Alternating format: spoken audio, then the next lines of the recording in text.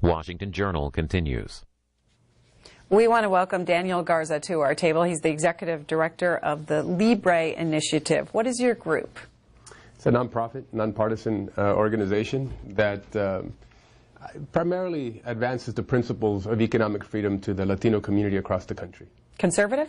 It's conservative, libertarian in its construct. Our agenda is very much about free markets, limiting government, stopping the centralization of power to Washington, D.C., and the accumulation of capital on Wall Street. And so, but with again, it's sort of a laser focus on the Latino community, because we felt for the longest time that the conversation that was, it was dominated by the left in the Latino community, and we felt that, look, I think the virtues of the free market have to be advanced in the Latino community as much as they are in the non-Latino community. And so not many people were doing that. And so we felt the urge to launch our organization back in June of 2011. You say we. Who was behind it? So I served in the Bush administration at the White House, and I served with a lot of folks that were very talented, I think had vast capacities, who we felt we could leverage their talents and their voice. Jose Malea, who, by the way, just recently ran Marco Rubio's Senate campaign, Andalís Castillo, who worked on the Hill as well, Michael Barrera, who was the former U.S. Hispanic Chamber of Commerce president, and John Mendez, who was the vice president at the National Evangelical Association. That was sort of the team that got together, and we helped to launch it. How is it funded? Well, we have about 400 different donors. We've now expanded that donor base because we do direct mail marketing as well.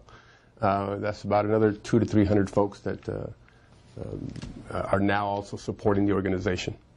There's been some criticism that your group takes money from the Koch brothers. Have you received donations from them? How much? And what influence do they have? Well, so we don't discuss individual donors for various reasons, IRS targeting, and it distracts from the message. But it's public record that we have accepted grants from Freedom Partners. Having said that, I do want to say that we do align very much with the principles and ideas of Charles and David Koch. So I'm not trying to disassociate myself from that. But. And what some have said, you're just the face for the Koch brothers, and that they're trying to make inroads into the Hispanic communities for the Republican Party. Look, the ideas that we espouse and that we advance are very much our own, in the sense that what the organization discusses, you know, what we, the leadership at the LIBRE initiative, feels that we need to be talking about. All issues we feel are Latino issues, and so we advance those issues. And that means education, that means economics, everything having to do that impacts the daily lives of Latinos. So what's your message specifically to Latino voters on issues of education, the economy, etc.? Well, look, we're confident that the Latino community has a lot of potential, that they have vast capacities to generate wealth and prosperity within their communities, that they have to look to themselves to be self-reliant, to look at the virtues of personal responsibility and hard work. That's what has made America strong. We feel that there needs to be a growth in the private sector so that we can create new job opportunities, economic prosperity for every individual family, to strengthen the cohesion of the family as well, and not always look to government as the answer to every social ill under the sun. It is an unsustainable approach that we create more and more programs for more and more people, more and more entitlement programs that are going to bankrupt America. The spending trajectory that we are on is not a positive one for the future of our children. And that if we can, again, sort of focus more on our own vast capacities, that we can do much better and create more wealth in the Latino community. That is interdependent with the rest of the American society, of course. So you need a thriving Hispanic community to have a thriving America, and vice versa. What do you say to Latino groups, people, communities, who say we need the federal government because we're at a disadvantage to give us that leg up or help us advance? Sure, we need education grants. We need these sort of things in order to get ahead. I think everybody agrees, well, the vast majority of people would agree that children by their very nature are dependent. Some senior citizens, some folks who are disabled, some folks who have hit a rough patch are dependent. And so we need to take care of those. As a society, we take care of those who are truly needy. But the folks who are able-bodied, we should be focused on generating economic opportunity, jobs in the private sector so that they can get back on their feet and thrive. You know, I don't think any mother says, I can't wait till my child grows up and gets on welfare. They want their children to be successful. They have aspirations and they have dreams for their children. Not the dreams of the politician and not the dreams of some bureaucrat.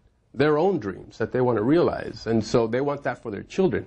So what we don't want is policy that induces more and more dependency. I'm not talking just about welfare. I'm talking about, you know, a lot of other programs. At the end of the day, we just want a thriving Latino community.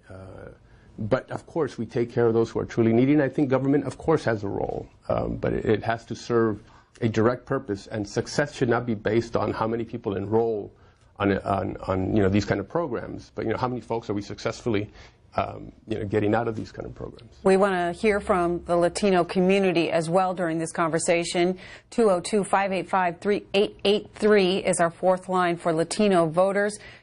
Republicans 202-585-3881, Democrats 202-585-3880, and Independents, all others 202-585-3882. Mr. Garza, what's your election strategy this midterm? Well, we want to make sure that there is a different conversation that is occurring across the land in the Latino community, and that is one that has a focus on the economy, on creating job opportunities. By the way, poll after poll indicates that is the #1 priority for the Latino community. They're the kind of opportunities that are being created for themselves, for their family, and for their children. And so we want to make sure that economic freedom is a main focus in our political discussion, in the political dialogue within the Latino community. So that's what we're doing. We are currently at 40 full-time staff with about 20 contracted folks that help us out with mobilization of a grassroots. We do a lot of media, both in the Spanish language and English. I think it's important to note, entre parentheses, that 30% of the Latino community speaks only Spanish. 33%, speak bilingual, and then 33% also speak just English. So we don't want to see, you know, the Spanish language folks, you know, to the left. You know, we will obviously engage both in Spanish and English language to communicate our message, and so we do that through ad buys, and we do that through earned media. We also do it through community outreach, where we provide services and programs that we feel empower people in the community. And then lastly, grassroots development or grassroots mobilization, where we are canvassing. Since we launched, we've made over 4 million phone calls on different topics, and we visited over 100,000 homes with our volunteers. We have about over 3,000 volunteers now across the country in 8 states. Pegging off our last conversation, then you are a 501c4?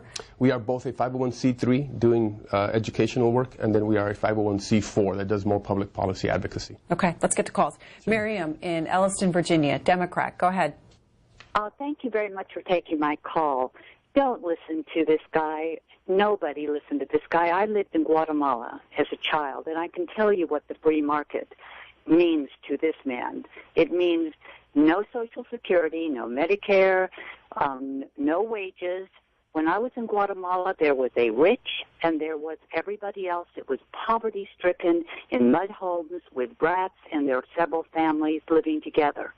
That is what you are really talking about. Let's get a response. Mr. Garza. Well, obviously, she's attributing her own stereotypes and her own notions about what a conservative is to who we are. That is not true. We just want to make sure that we have sustainable programs that are going to be helpful to people. Social Security program is something that we paid into, that I think people need. People depend on those kind of programs. We want to strengthen those kind of programs, and we want to make sure that they're going to be effective, and that there is almost no government waste. And so we just want to put, obviously, systems in place that are going to preserve these programs. Are you for a minimum wage? We are for the market to decide the wage. There is, I think, a place for a certain minimum wage. But look, we feel that folks need jobs to begin to gain experience, to make sure that they are cutting their teeth, with I think the kind of skills and the kind of what's going to position them better in the market. nobody stays at the minimum wage. They move up, but they do it through experience. They do it through gaining access to their first job. And so we want to make sure that that the minimum wages that are set are not hindering opportunities for the Latino community and actually causing more people to not have a job than to gain a job. And so in that sense, I think sometimes government can interfere a bit too much. And again, when you have central planners who are deciding for the free market, what should be a salary, sometimes that causes actually more consequence to folks than actually benefiting people. So we want to be very careful about, central planners deciding for the free market, what's best for us. Okay, let's go to Mario, a Latino voter in East Meadow, New York, and also a Democrat. You're on the air. Well, I'm not a Democrat. I'm an independent conservative. Okay. And I've heard this gentleman speak on TV a few times, and I think it's very interesting. I used to live in Upper Manhattan, have a lot of Dominican friends, and they're just waiting for someone with some kind of conservative message to hear it and to respond. In Long Island, we had 4,000 kids come that they came through the border and they got put into the school system. They snuck them in. No one talked about it. Now, I think what the man's saying is very good. People are coming to America and they're going on welfare, and they still live in the Dominican Republic. A check comes to a relative in New York and it gets sent to them. Everybody wants to come in and go on, and many people want to go on welfare, but a lot of people are very entrepreneurial and they're not getting the conservative message. So the woman that was calling early and they were shooting this guy down, as will so many people that are Democrats and liberals and shoot the man down, is that we need people to come here to work and not go on welfare. I think that's a very, very important thing to be talking about. Conservative principles are people being autonomous, which is the definition of America. To be autonomous, and the definition of an adult is to be autonomous. You don't have to depend on anybody financially, emotionally, and psychology. That's really what America's about. But people are coming here and they're immediately going on welfare from just about everywhere, just from every part of the world. I don't know why, but so I would like to ask this gentleman. My question to this gentleman is, what are they doing to get more and more people to understand these conservative principles? I know I see the man's website, but it seems they're not getting their message out enough. And a lot of my friends are Dominican from Upper Washington. All of them work for themselves. All of them are entrepreneurial, and all of them are saying more and more they're conservative. They're just waiting for something to happen just to get the ball rolling. Okay, Mario. Well, contrary to popular opinion, we actually do have very limited resources. Obviously, we would like to advance our message into more and more places. We're able to do that because there's been a tremendous response from the Latino community to our message. Look, when I was growing up... A response in money? No, a response in the sense of that our message resonates, okay. That people are responding to what we are saying about the free market. Obviously, there are folks, who have heard only the message from the left for far too long. And I'm talking about from the unions, progressive Latino organizations, nonprofits themselves, Hispanic celebrities, to a certain extent Univision and Telemundo as well, that tilt very left according to a lot of studies, 8-1, liberal to conservative on their stories dealing with policy. And so there are a lot of money, obviously, that to their credit, the Democrat Party has poured into minority community outreach for decades now. I feel that the conservatives have almost ceded the minorities to the left, and I think now they're paying a heavy price for that politically. I think the light has come on now because, of course, the demographic numbers in the Latino vote. But look, I never heard these principles when I was growing up, and it's something that I agreed with very much about the free market. Look, the free market didn't create poverty, inequality. It inherited these things. It inherited scarcity, want, corruption. The free market America actually made these things better. It made a better environment. It improved, human life, longevity, I should say. It improves also the lives of the poor and brings them up from that position of scarcity. So we actually are advocating for more free markets, not less, more capitalism, not less, less government power, less power to the bureaucrat. The way we see it is as government, as power is centralized in Washington, D.C., and as the power of government and control of government grows, there is a proportionate diminishment of power to the individual. And so we are hindered in the private sector in growing our businesses when government taxes too much, regulates too much. And that message doesn't get to the community. How much are you spending on that effort to get out that message? For which specific message? Well, how much are you spending this election cycle to get out your message, to go to Latino communities? Oh, I'm going to say probably less than $2 million so far in ad buys and these kind of things. So it's a drop in the bucket compared to the rest of the progressive Latino organizations. I mean, we are, believe me, minuscule. But our message resonates and is getting out there because we're probably the only organization that is talking about these kind of issues with the Latino community. So I think it speaks large. Well, let's take a look at one of LIBRE's initiative ads where you focused on Representative Ann Kirkpatrick, a Democrat in Arizona. Mm-hmm. They say the economy is getting better. But for who? Groceries are more expensive. Family incomes are down. 1 in 4 U.S. Hispanics live in poverty. And what do we get from Representative Ann Kirkpatrick? Empty promises. Representative Ann Kirkpatrick says she puts Arizona first, but her support for Obamacare has hard-working families paying more for health care. Tell Ann Kirkpatrick that we can't afford her policies. Start working for us. Stop working against us. Daniel Garza, you're weighing in on that race specifically against a candidate. Well, look, listening to the left, you'd think that everything is rainbows and lollipops, you know, with the economy, with the daily lives of the Latino community. The Latino community is hurting. It's hurting because we have a 2% GDP growth for the last 6 years, average. We have the lowest labor participation rate since the 1970s. Our unemployment rate is 2 points higher than the rest of America.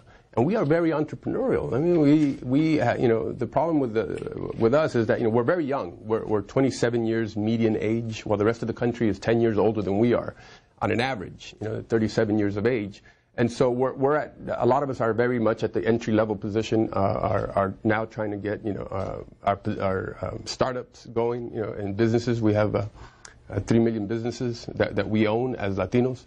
And so when government, again, is taxing too much, is regulating too much, and then that hinders our ability to create new jobs and expand our businesses. And so we wanted to express that angst, you know, that with concern and worry that is going on right now in the Latino community. Okay, let's get more calls in. We'll go to Roy in St. Louis, independent caller. Hi, Roy.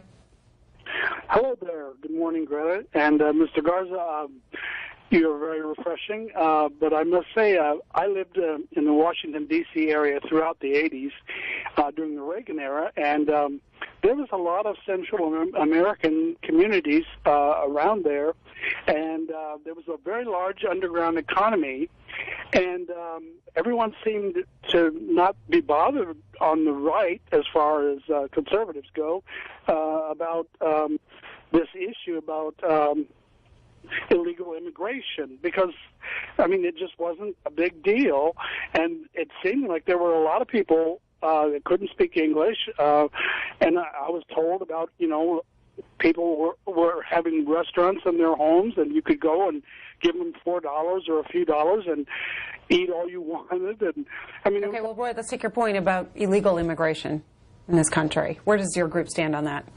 So, look, we believe that the status quo is not acceptable, that there are 11 to 12 million folks, conservatively speaking, who are living in the shadows. And we want to get to the business of assimilating these folks into our economy. We are very much for immigration reform that is going to contribute to the growth of our economy. And when you have people like this gentleman was talking about, who are living in the shadows, who, you know, are living extra legally outside the bounds of, you know, legality, that's not good for America. That's not good for our economy. I understand people will retort, you know, that they violated the law. But the way we look at it is that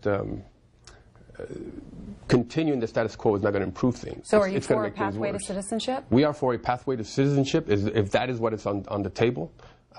We understand the arguments right now that, you know, there is a fixed position of the Republicans that they are looking more for visa reform than they are for path to citizenship, while the Democrats, because it's in their political interest, are seeking a path to citizenship.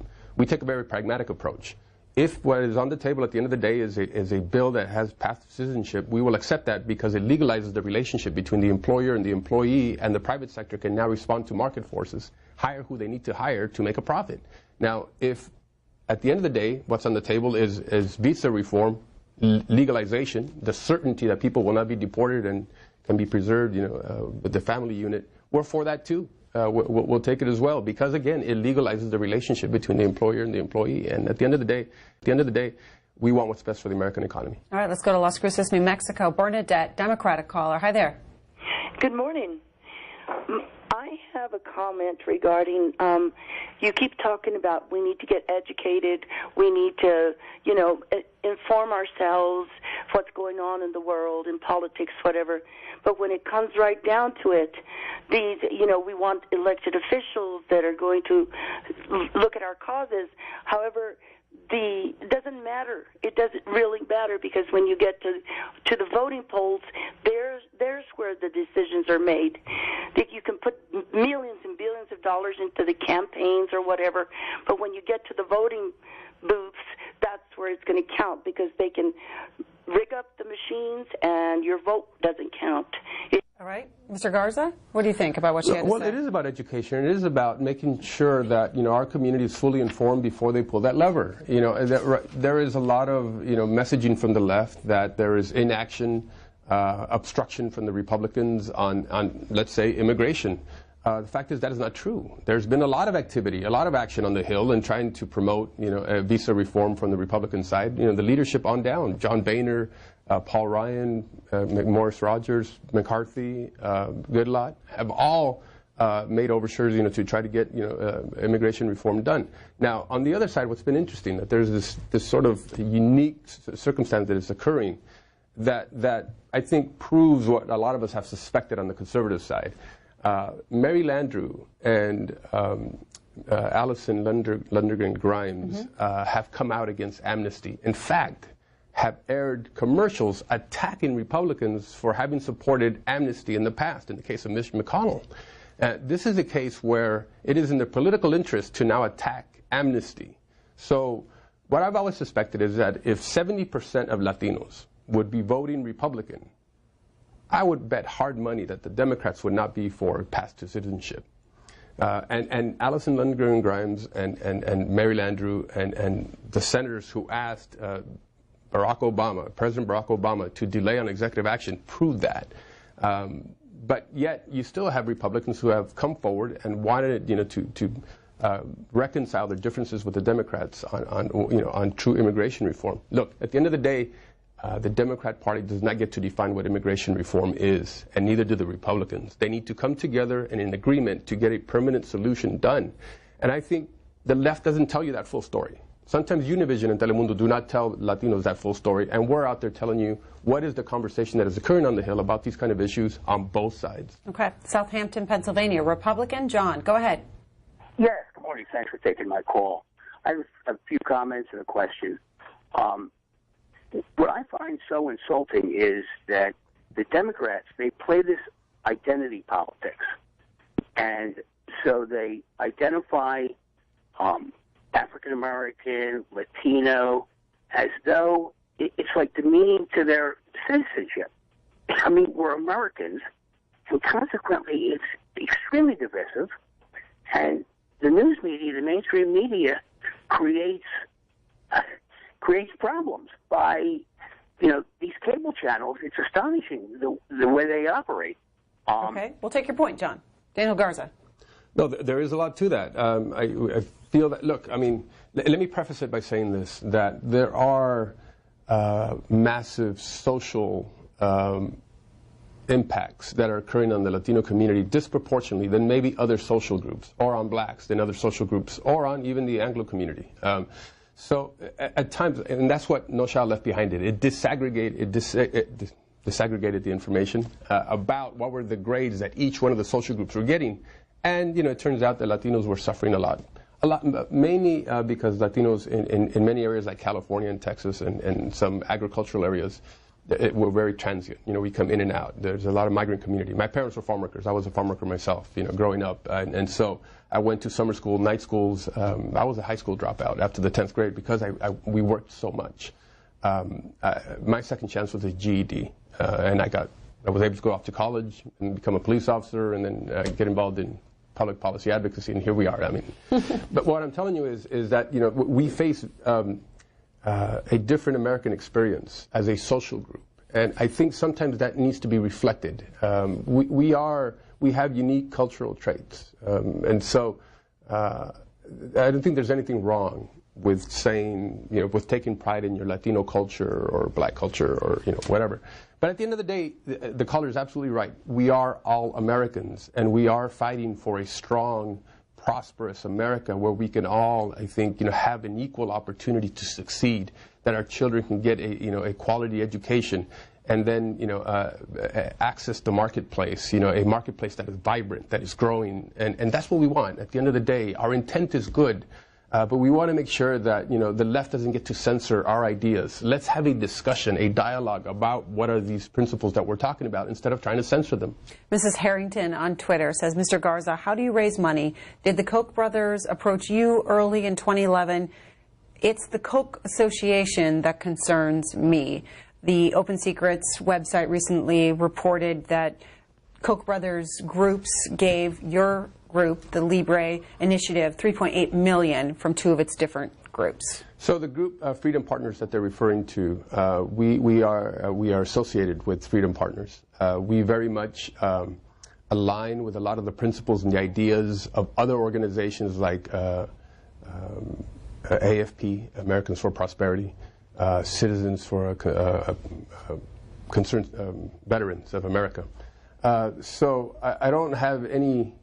I don't apologize for advancing the principles of economic freedom, of the free market, to try to advance more prosperity to the Latino community through the free market. That is what made America strong and prosperous, and we will continue to do that. And the association with Mr. Charles Koch and Mr. David Koch, I fully embrace it. I align with their values and what they're trying to do. These are successful Americans who achieved great things, who created 70,000 high-paying jobs in their own company, and then, of course, indirectly provide a lot of jobs to other Americans and contractors, through their association. So I don't know what her objections are about the Koch brothers, but we're proud to associate with Freedom Partners. How much do you get in donations from the Latino community or Latino voters, donors? It's substantial. I don't have the exact numbers, so I can't share them with you. Another quick tweet for you. Mylan Burke says, does it help when the party of economic opportunity, referring to Republicans, says deportation? No, not at all. We don't believe in self-deportation. It's almost an absurd notion that you're going to make life so difficult for folks that they're going to want to leave on their own. That is oppressive. It's coercive. If we are going to, I think, resolve the issue, it needs to be through reasonable, compassionate programs. Look, 70% of Latino Americans agree we need to have a strong border. And we are a sovereign nation that needs to protect its own people. And we will do that. But the status quo isn't doing that, and it isn't providing adequate resources to strengthen the border. I live blocks from Ansaldua's Bridge in Mission, Texas. I live what's going on. My own son, Daniel, has been stopped by the Border Patrol and asked for his ID. Look, I mean, I understand that's just reality on the border.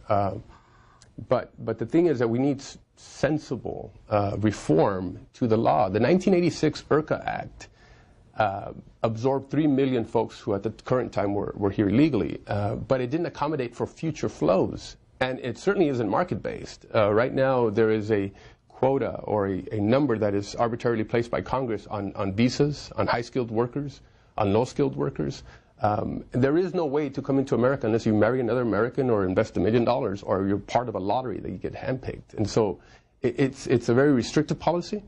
Even Senator Ted Cruz has said the way to fix illegal immigration is to expand legal immigration and to have our visa system to actually accommodate for the market as opposed to the whims of Congress. We'll go to Jefferson, Iowa. Milo, an independent. Go ahead. Hi. Thank you for having me on. And I'd like to say that I grew up in a mixed neighborhood with brown, black, and whites.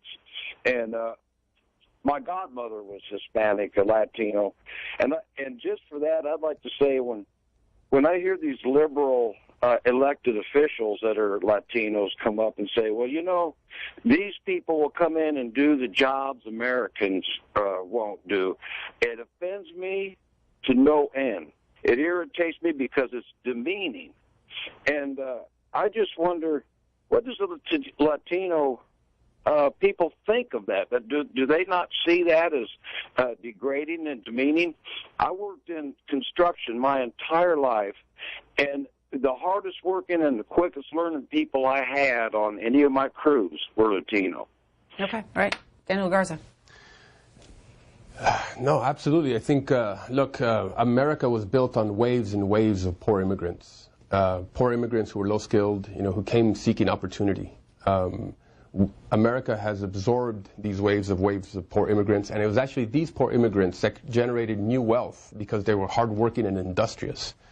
Today, those waves of poor immigrants are no different. They come seeking opportunity. They come to work. They want to improve their lot in life. And so this is an amazing resource for us. Look, the fact is there are jobs picking apples, picking pears and peaches like I did in Yakima, Washington, and city of Toppenish, hoeing beets in Alliance, Nebraska like I did, or picking grapes in Madera, California. That a lot of Americans don't want to do. Americans, who want their kids to go off to college and find professional jobs and things. So a lot of the immigrants will take these sort of entry-level jobs. So that's one part of the immigrant class. There's another immigrant class that does high-skilled jobs, STEM jobs, science, technology, and engineering and math. So I mean, we're talking about two kind of different, immigrants here, but they are very hardworking, very industrious, and I think we should value them for that. When did you decide you weren't going to do that kind of work? I knew that very early on, but it was, imagine, 16-year-old who didn't finish high school. I had no prospects. I was working in farm working. At 16, now, 16 years later, I'm working at the White House for the President of the United States. That is a reflection of this amazing country, that you can go from being a high school dropout, farm worker. I fully want to respect the work that farm workers give us. I don't mean to demean that. But it is backbreaking, hard, honorable work, and it's tough, and it pays little. So I knew very early on that I wanted an opportunity to get out of the fields and to do something where I could have a more of an impact. Did the government give you that opportunity? Was there a government program? Nope. I was, like I said, I got my GED and was able to pay for my own, education and go off and work as a police officer. And then went to work for a congressman, ran for city council, worked for Senator Slade Gordon and Congressman Doc Hastings. And one thing led to another. Got on the Bush campaign in 2000, went to work for the administration at the Department of Interior, then the White House, and who knew that you would get on that ride? But again, it's a testament to this country of the opportunities that it affords somebody and the second chance that somebody can get. Ashburn, Virginia. Saul, an independent and a Latino voter. Go ahead, Saul. Yes, Mr. Garza, I'm so excited about finally hearing some message that, it's equal to what I believe. And, I just, whatever we look at, whether it's TV, Spanish-speaking TV, we don't have any choice that will express the message that you're giving today. I want to find out your site, your website, or whether you're Facebook or something that we can share this information with our friends, because most of them are going to be leftists or whatever. Okay, all right, Saul. See, and what he has, that sentiment that he has expressed was the sentiment that we had. Who's talking about these things in the Latino community? Who is talking about self-reliance and hard work? And who believes in our talents and our skills? My parents, went as far as the 4th grade, yet they achieved great things here in America. And it's our free market system that needs to be preserved to create these opportunities for Latino sense. The www.thelibreInitiative.com is where you can find more information about what we're doing. They're also on Twitter at Libre Initiative. Are you on Facebook as well? We are. Okay. Yeah. All right. We have about 75,000 followers. Okay. We'll go on to Beverly. East Elmhurst, New York, Democrat. Hi, Beverly. Hi. How are you? I want to commend your guest for the accomplishment he has acquired. But what I wanted to say, I want to address a gentleman about maybe 7 to 10 minutes ago who said that people coming from other countries immediately come over here and get on welfare. That is absolutely not true. I worked for welfare for 26 years. You come and you have to be sponsored. That's what we check. And you might be able to get on welfare if you haven't acquired a job in 3 to 5 years. But you cannot come over here from another country and immediately get on welfare. Mr. Garza. Thank you. That's so true. No, people come here seeking opportunity, and I know people have differences about what immigration reform should be. But look, I just sort of want to make a case here about the folks that says, well, they come here and they broke the law. Back in the 1920s, we passed a law, prohibition, that impacted a lot of Americans, and it prohibited the production, distribution, and the consumption of alcohol. For want of a beer, millions of Americans violated federal law in the production, the distribution, and consumption of alcohol. Were they bad people? No, it was a bad law. Well, some of them were bad people. Don't get me wrong. And just like today, these are folks who come here to work hard, to be industrious, seeking opportunity. They have violated federal law. Are they bad people? No. Some of them are. It's a bad law. It's a law that's not working. And that's why, we call for reform on the law. And the lady is absolutely right. A lot of them come here seeking opportunity to work hard. And cannot get on welfare. She's right about that. And cannot get on welfare, exactly. That, unless their children are born in America, and because they're born in America, then constitutionally they are citizens of the United States, and we will take care of them. Okay. Alfonso, Lawrenceville, Georgia, independent and Latino voter. Go ahead. Yes, good morning, Mr. Garza. Thank you to CSPN to give me this opportunity. I've been here in my country, the United States, for the last 51 years. I live in New York. I do almost the same. I participate in the community at large since I become here. But I understand and I read and all that. We are not Latinos. We don't speak Latin. We don't Spanish. We don't born in Spain. It's a slogan to the community of South America. Today, the Cubans, they don't call anymore Cubans. They call Cuban Americans. So we need to call us Colombian Americans, Mexican Americans, because we are in America. So you don't see the Bosnians, or you don't see mass of people come from Europe recently. They involve the system. They don't start to divide themselves. And the most important thing to me is to the community, the Latino or the Castilian community, because we don't speak Spanish, we speak Castilian. Why we emphasize that we are Latinos? We are not. We are Americans. So we start to calling ourselves Latin American, Mexican America, Colombian America, but not Latinos. We need to involve directly. And the people come from South America, unfortunately. The first thing they think is to buy a house and buy a car. No, that's not the American dream. To me, the American dream is learn the language first, educate it, and when you have your feet complete in the floor, you can decide what you're going to do in America. All right. Okay. Daniel Garza. I love America. I mean, we're so diverse. Even within the Latino community, there's so much diversity. And in fact, our approach is one of segmentation, where, women, Latinas, care about the education of their children, about advancement in the workplace. And so we feel like Rachel Campos Duffy is our national spokesperson, and she outreaches a lot to women on these kind of issues. And that's what they care about. And so we need to be talking to them with the right messenger. The business community care about taxes and regulations and licensing and zoning and permitting. And so we need to have experts who are business experts talking to the business community.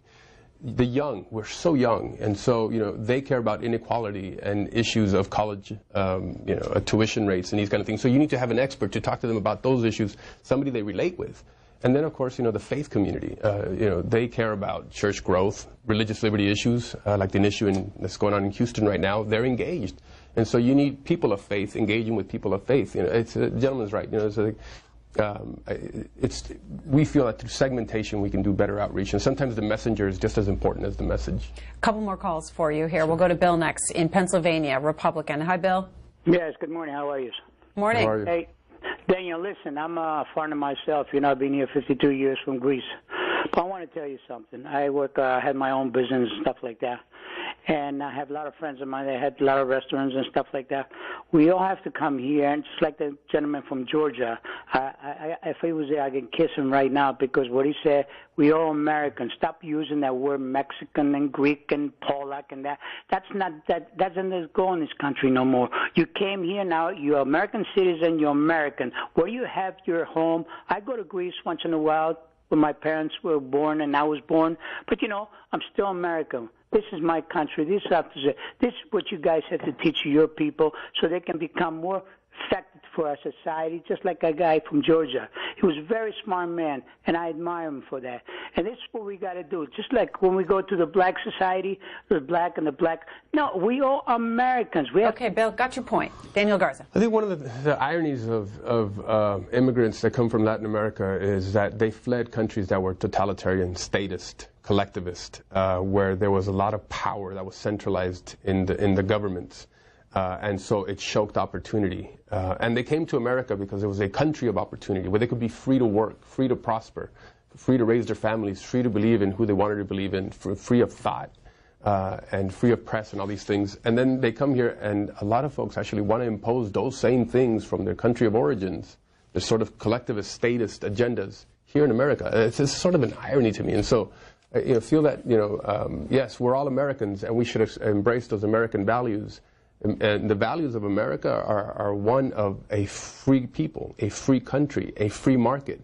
And sometimes, our fear is that government is starting to usurp those freedoms, those individual freedoms.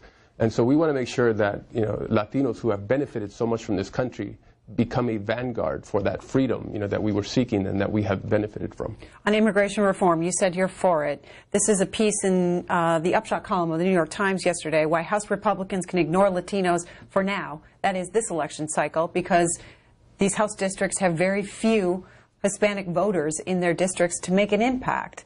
However, that's different, obviously, for a presidential election and for 2016. Where they will need the Hispanic voters, the Republican Party, in order to win the White House. Well, I think the whole premise is absurd. It was the Washington Post? It was the New York Times, yeah. The New York Times, that's just crazy talk. Republicans need Latinos and Latinos need Republicans. Democrats need Latinos and Latinos need Democrats. The fact is, my father had a saying, dime a lo que atiendes y te diré quién eres. Tell me what you give your attention to and I'll tell you who you are. If you are not giving your attention to the Latino community and your political narrative, then you're not going to give them your attention in your policy remedies. And people understand that. And so if in your political narrative you are ignoring the Latino community, you will not be rewarded with their vote. In the long term, the party is going to suffer for it, either party, both Republican or Democrat. And so those who do not engage with Latinos, whether it's a 3% electoral population or 16% like it is in Colorado, disengaging with the Latino community has consequences.